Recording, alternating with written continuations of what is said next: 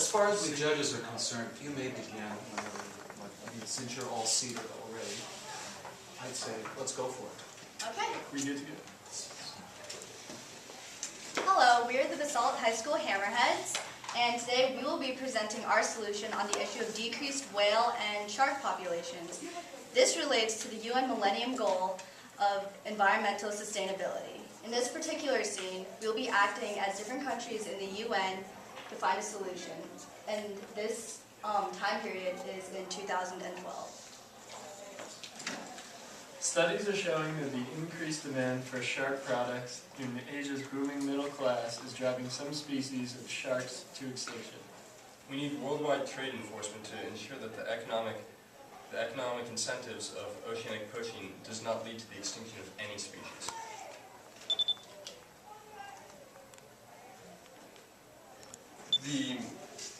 This has become an increasing problem throughout the world, and it needs to be addressed today at this UN meeting.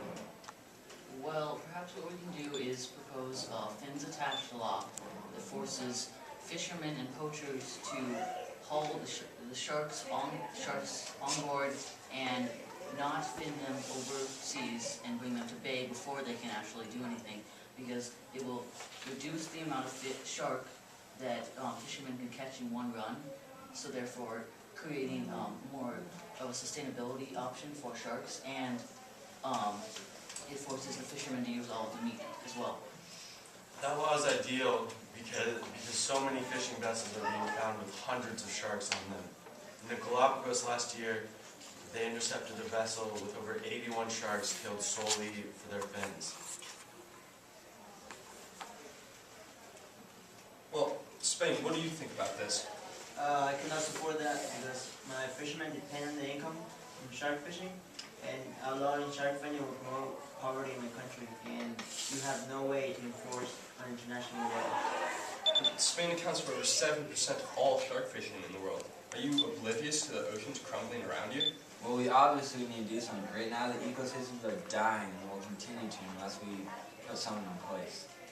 Well, the top 3 shark-catching nations are Indonesia, India, and Spain, and they all refuse any UN negotiations.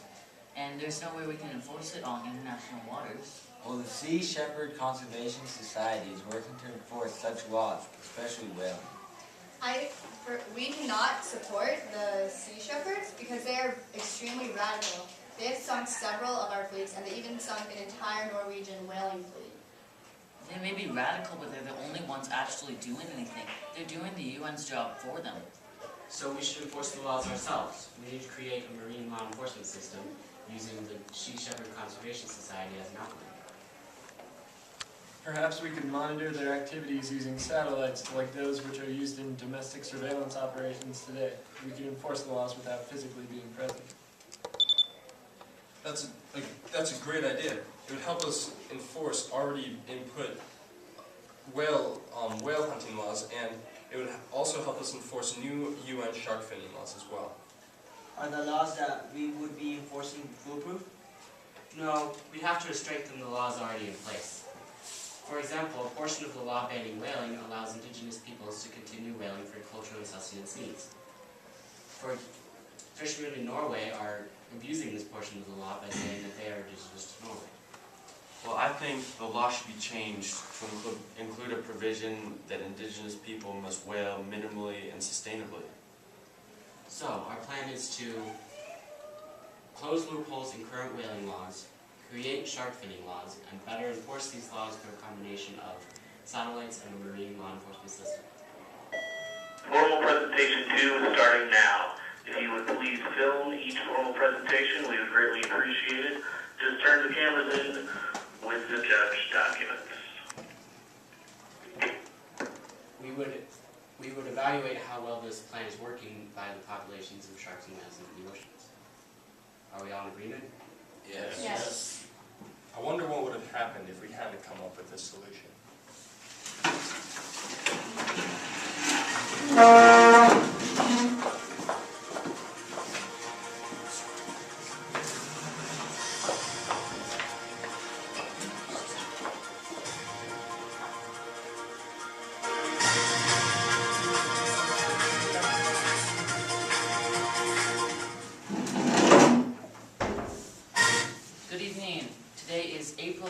1st in the year 2050, and welcome to BHS 5 News 2020. And I'm David Davidson, and I'm reporting from Denver, Colorado. Today we have a special report regarding the oceans, its ecosystem, and the extinction of sharks and whales. I have invited Rob Stewart and Henry Maxwell, two marine biologists, in to talk about this certain case and how we got to this point in sharks and whales being extinct. Thank you. Thank you for coming in. Thank you. So, to start us off, just go over the main, how exactly sharks and whales became extinct in the first place. Well, shark poaching especially has been a significant problem. It started in the 1980s and escalated in the 1990s. In 2010, over 46,000 whales and over 100 million sharks were poached, which was an increase from the previous year. Wow. So, were you going to say something? Oh, yes, sorry. Well, for whales, whales have been hunted by the original people on this earth since as early as 2200 BC. And it was sustainable up until about the early 1900s, when they got huge factory ships and moved them into the Antarctic waters. And by the 1930s, they were killing about 30,000 whales every year. Mm-hmm. So, what in particular was so special about the sharks and whales? What were the poachers going after? Well, for sharks, they were going after the fins, mainly because there's a increase in demand for shark fin soup, which was a delicacy in China, and to put it in perspective, as you said, 1986 and 1987, the shark catch doubled, and so with that increase, more and more fishermen started going out after them because sharks meant money. Shark fins especially meant money. Mm-hmm. And you said shark fin soup? What exactly is that? Tell us a little bit more about that in general. Shark fin soup is a delicacy in China. It's a symbol of status and wealth. They take the fin, which is completely flavorless, and add it to a pork or chicken broth. It was huge in the upper class for a long time, but as China grew and grew, the middle class began to eat it more and more common as well. And the increased demand for shark fins added to a new fishing type called shark finning, in which they would cut off the fins of the shark and dump them alive overboard. Wow. So, exactly what would happen to the sharks after? Could they survive without their fins? Well, the sharks would sink down to the bottom of the ocean, and they could survive up to 2 weeks, bleeding to death and being eaten alive by other fish. A very painful and slow death. Wow, that is terribly cruel. And which of the sharks and whales went extinct first? Which species? Mainly, the first ones that went extinct were the beluga and bowhead whales. And then for sharks, it was the great white shark and the whale shark. And there's not been a documented sighting of an undomesticated shark or whale since 2041. Wow. Okay, we now go live to Wilbur Marquez in Costa Rica interviewing two fishermen regarding the trophic cascade that they have seen and how it's ultimately affecting them and their fishing.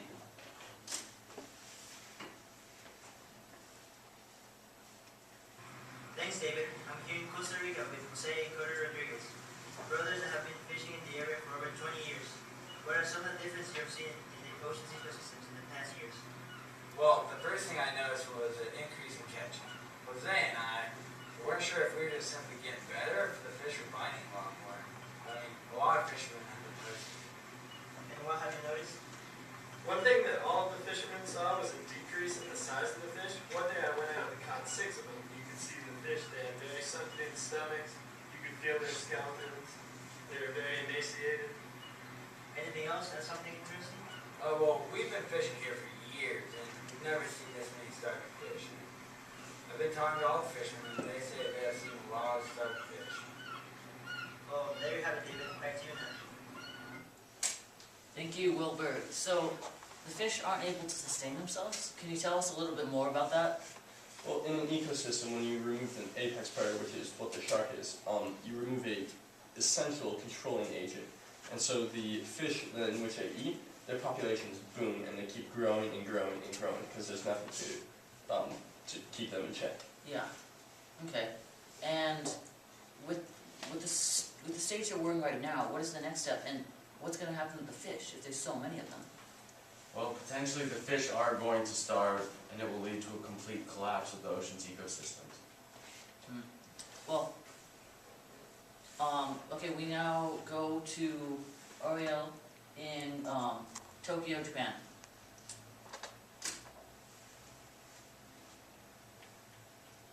Hi David, I'm here with Ariel Lyons, Professor of Marine Biology at Tokyo University of Marine Science and Technology. So Ariel, in what ways have Japan's actions led to the current war? Well, the Japanese people have been whaling for centuries with the invention of more productive whaling methods. What had once been seen as a sustainable industry has become unsustainable. Since it was part of our culture, we didn't ever do anything to try to stop it. So, the fact that whaling had become a part of Japanese culture influenced the Japanese decisions? Yes, once something has been introduced to a culture, people in the culture get used to it, and there's no way to really stop it. The Japanese saw the regulations of the UN and other international organizations as regulations of their culture, so they did not follow them. The same is also true about countries and shark regulations. Thanks Ariel, back to you David. Thanks. And, okay, so going back to whales now, as they were talking about, so how were whales fished? Well, the whales were shot with harpoons and hauled on board the ship, and with larger whaling operations, the whales were then taken to a larger ship to be processed. Okay, and most of that fishing took place in Japan? No, actually, the Japanese would move their whaling fleets down to Antarctic waters, and they would hunt the whales there. They actually would they had conflicts with a group called the Sea Shepherd Conservation Society, which was trying to enforce the anti-whaling laws that were already in place. Okay, so I see. So they would do it on international waters? Yes. Okay. And as far as the meat of the whale, how was that used? Well, the fishermen, the actual fishermen on the boats, would take it and they would sell it on a black market.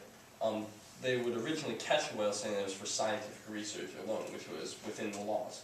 However, they would sell it on a black market, and you could go into any supermarket in Japan and you could find whale meat being sold under a different name. Okay, I see. And so, with that, this concludes this BHS 2020 News Report. Thank you guys so much for coming in. Thank you. And helping us understand this issue. And we hope you all join us next week when we cover the internet sensation, The Man Who Screams at Squirrels. Thank you.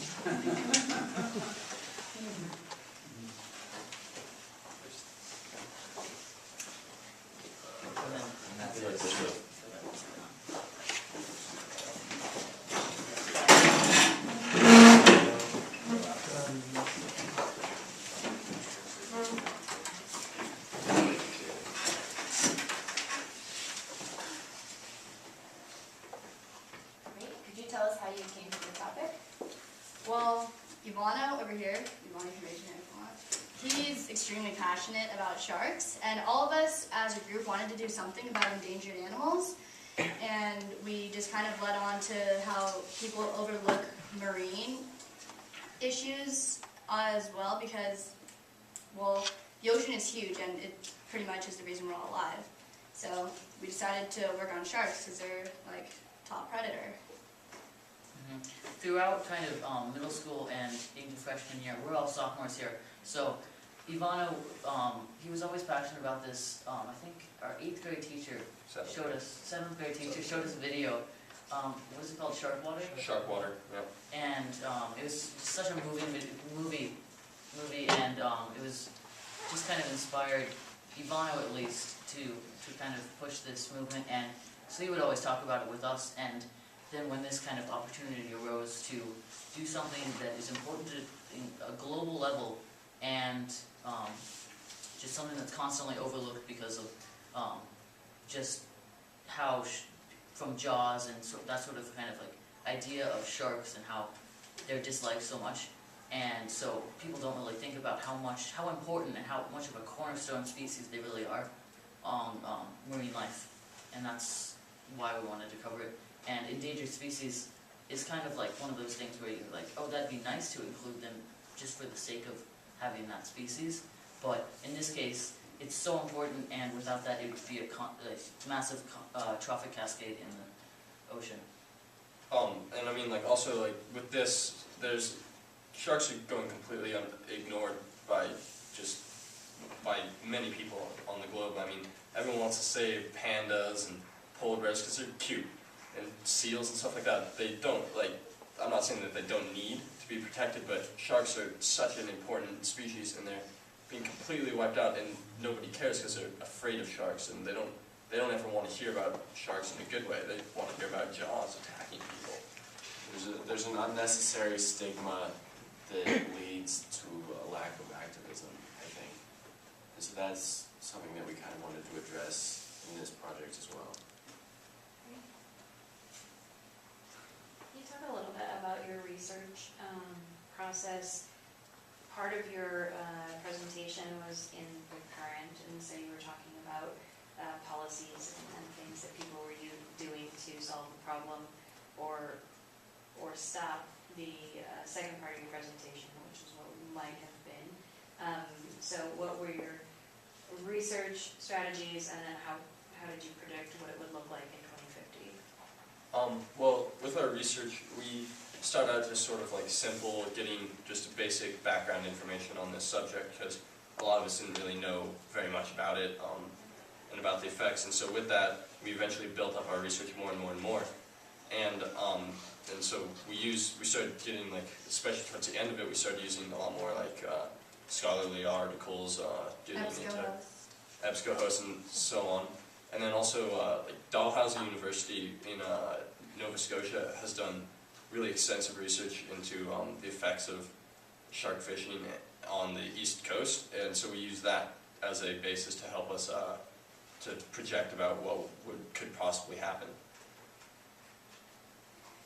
And there was also a study that was done on a fairly nice sized lake that was just when they removed an apex predator from the ecosystem, and we kind of looked at and kind of gauged how it would affect on a massive scale like the ocean is. And from there we kind of looked, and we knew the basic idea of how the lower species would... idea of the trophic cascade. Yeah.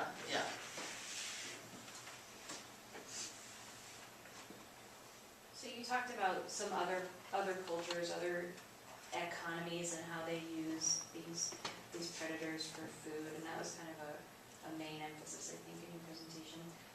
In the United States, how does this affect us, or did you think at all about how you or other students or other Americans might be part of a solution?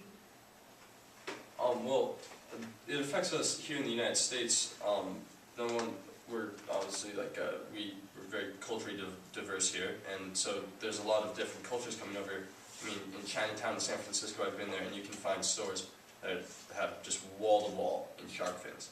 And it's starting to affect here, and we've passed legislation through our government that bans shark finning only on the West Coast, which is an interesting thing. I don't exactly know why, but it's only on the West Coast, but it doesn't ban like all types of shark fishing or anything. And so, and also as students here, we can help we can help locally and act locally, think globally.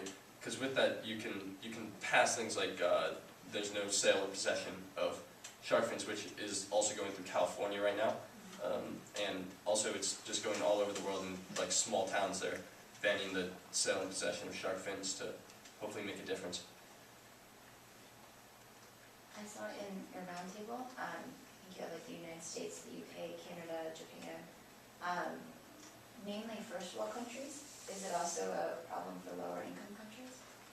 It's a bigger problem really, because that's where all the shark, at least shark finning and poaching existed, just because it was such a great source of income, and there was great economic incentives to fish sharks. And we didn't include that in our roundtable as much as we probably should have. I'm not sure if we quite have a reason for that. We kind of And also, well, I think because we wanted to include major players in shark finning laws, and as far as globally speaking, the less developed countries are not contributing as much to shark and whaling laws. So.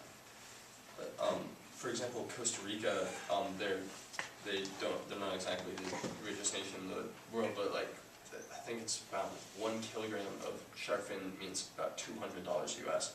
And so, I mean, the word is out around the world that sharks mean money, and so it's especially apparent in third world countries. But we're trying to focus with the first world countries because they would be the ones who could probably make the decisions. As terrible as it sounds, that's who has the power, and they also would be able to fund these type of projects as well. Just to expand on your selection of countries, I mean, you just had one European country, and most of these were Pacific Ocean countries. I just would like to know why you chose those. Now, why did we have more European representation, for example, or the big powers, China and Russia, or Brazil, or was it just consumption? Was it, I don't know, I'd be curious to hear. Or Norway is a big whaling country. I think we went with like Spain because they're 7% of the shark finning or whatever. I did appreciate that statistic. I had no idea Spain was such a big player in this field. So thank you. And we wanted to include some other countries that are really against whaling, and for the most part it's the countries here. Some of those countries are against whaling. So. Yeah, we didn't quite want to, because in our roundtable we wanted to present a solution and have everyone be able to agree on it. And so if we were to include kind of like China, it's obviously such a push, Norway as well, as it's obviously such a pusher of shark finning and such, it would be hard for them to, it wouldn't be realistic for them to be agreeing it within the skit. Especially so quickly. Yeah.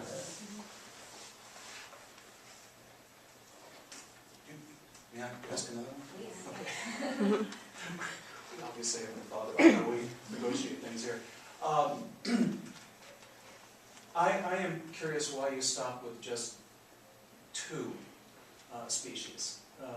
Not species, but 2 types. I mean, for example, the Mediterranean is being included tuna. And you could have chosen that one too. So was there a reason you stopped with just whales and sharks and didn't embrace the entire aquaculture?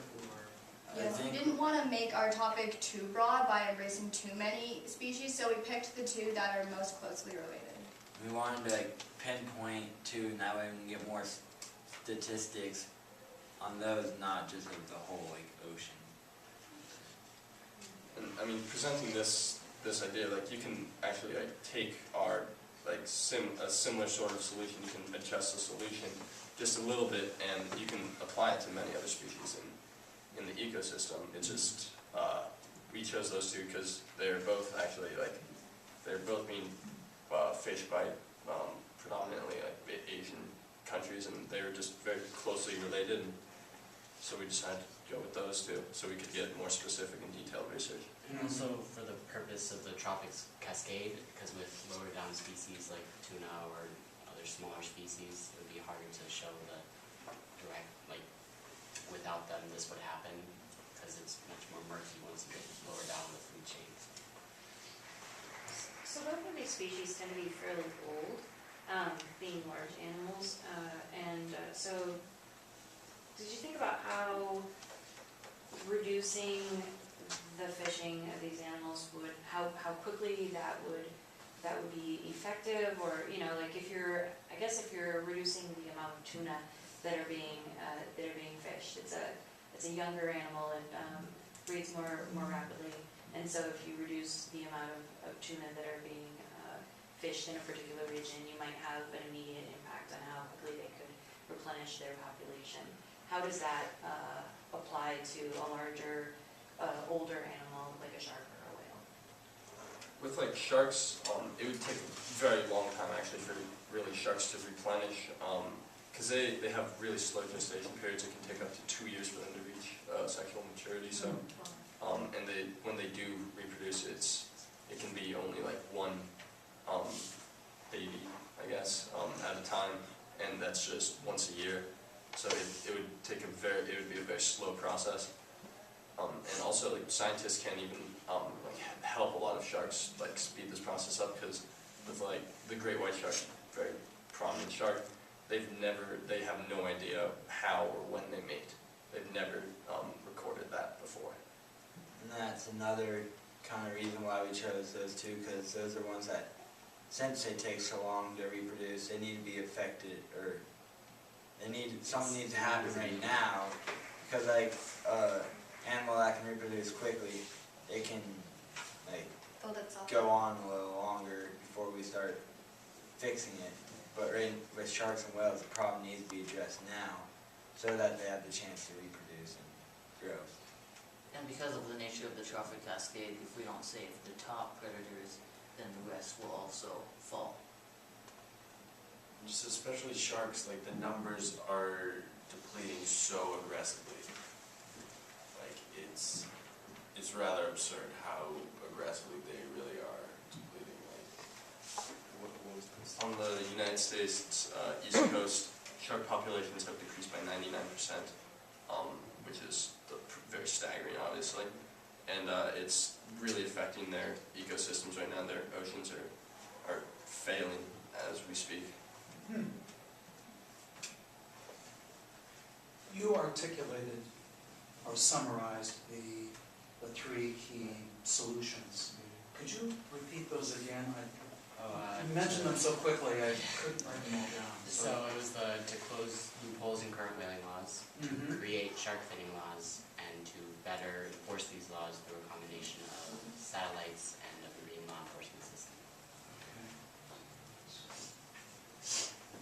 And to elaborate on the second one, as far as Fins attached law. yeah, in implementing the laws, it would be the fins attached law, which we briefly went over, which was just making it illegal for them to fin the shark on board and throw it back over, because it's cruel and it's And this way, inhumane.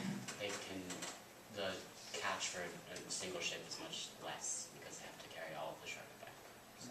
And that way we can reduce the amount that they're bringing in while still like not completely abolishing the Hunting of sharks. yeah. And that way we would give sharks a little bit more time to replenish their population to a sustainable rate. What are there products that can be, that sharks could be used for? There's actually, if you look in some cosmetics, there can be shark oil in like moisturizer and eyeliner. It's put in the most absurd ways. Also, part of Chinese culture, they believe that sharks don't get sick and they don't get cancer or anything. So they believe that if you eat shark, they have it in pills and such, that you can take it and it'll create longevity. And in fact, science has shown that will, in fact, is completely untrue. And because sharks have high amounts of heavy metals like mercury in them, and they do get sick, they do get cancer, and it's actually very detrimental to people's health to eat shark. Yeah. It has lots of bad neurotoxins inside of them that can give many people degenerative diseases. How do your solutions affect these cultural perceptions? I mean, you mentioned that some of these mysteries or old wives' tales seem to persist, but I don't see that any of the solutions you've recommended here address that particular problem. In other words, it doesn't appear to me that you've addressed the root cause, which may be demand. You're not really affecting the demand, but maybe you are. As far as demand, we don't want to directly attack their culture and say, stop, because obviously it's a culture and we need to be careful around that. But we did want to at the same time kind of present that it's not, doesn't make sense. It doesn't make sense at all because, as we said, it's actually bad for your body. It doesn't stop cancer. It doesn't do anything good for your body. And as far as for showing wealth and stature, there's other things that you can invest in China. China is one of the biggest consumers of Bentleys and other big kind of like things that you can purchase to show massive amounts of wealth, and you don't need to go out and be eating shark fin soup every day, every Sunday, whatever. And so we wanted to show them, without offending their culture, that it doesn't make sense at all. 15 minutes left in formal presentation 2. If you finish up early, please get your team group photo at the gymnasium. Thank you. I have a question. You mentioned that Sea Shepherd is one of the only organizations that's doing anything now, but they're also kind of radical. Why are they the only organization, and can you speak to what they do to protest the shark and whaling technique? Well, they're especially concentrated on whaling. I mean, they have a TV show on Animal Planet called Whale Wars, and they go down into the Antarctic waters and they follow. They pretty much try and locate the main factor ship, like we mentioned in our presentation, and they'll tail it and they try and find it, but they're pretty much interfered with. The Japanese now take down also like 3 ships to make sure the Sea Shepherds don't find them, and they cut them off. And there's been sea battles between them just trying to find this thing. Cause once they start to tail them, they effectively end all the whaling in the Antarctic waters. And but they can get a bit aggressive. Sometimes they've rammed into ships, and they went into a Norwegian harbor once and sunk an entire Norwegian whaling fleet in protest of their whaling.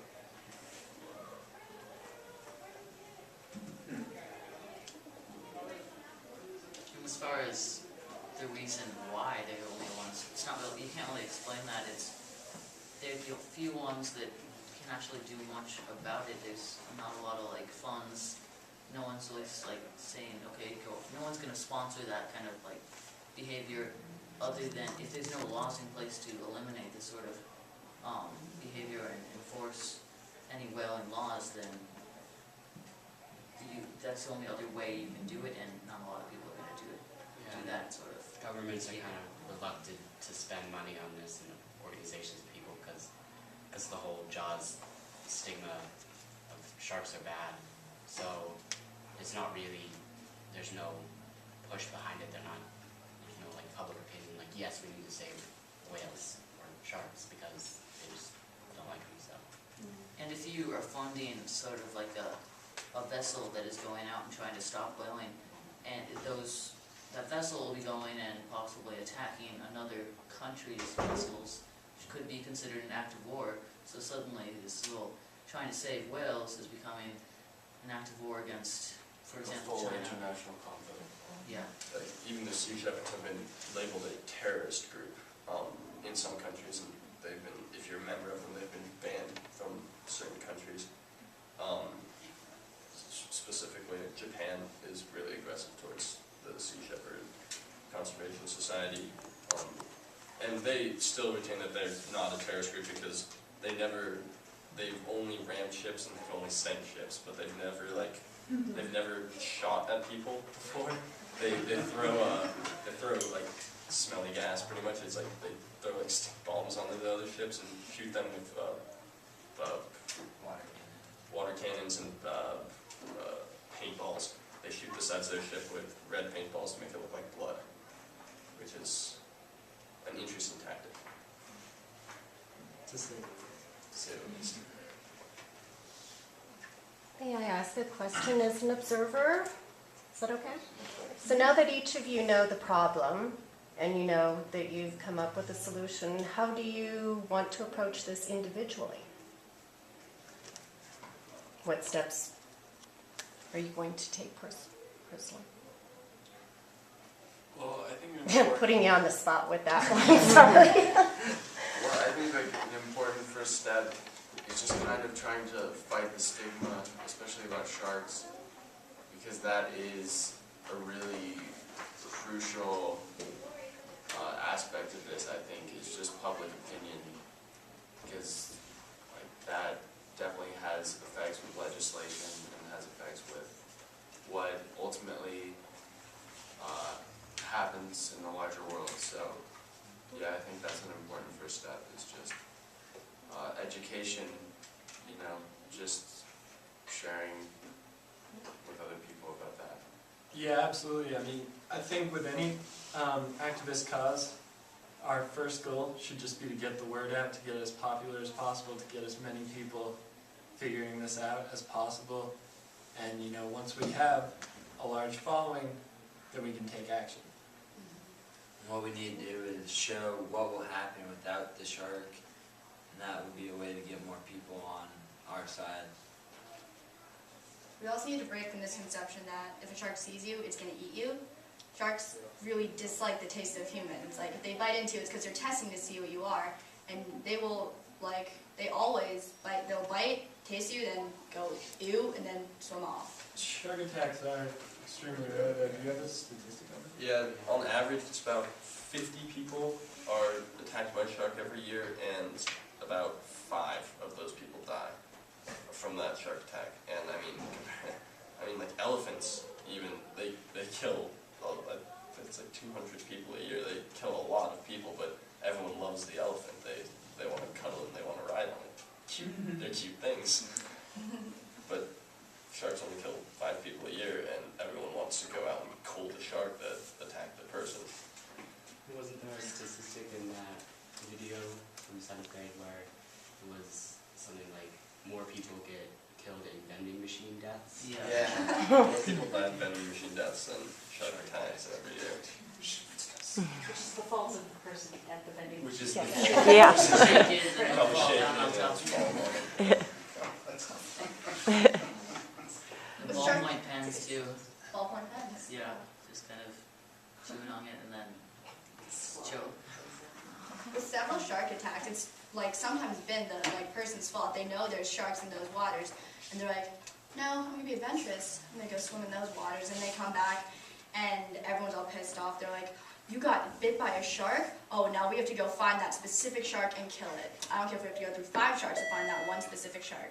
If you have finished with your formal presentation, please get your group photo taken. Food is still 15 minutes out, but the NGO networking fair is on in the cafeteria. Okay, we done? Thank you. Thank you very much. Thank you so much. Good job.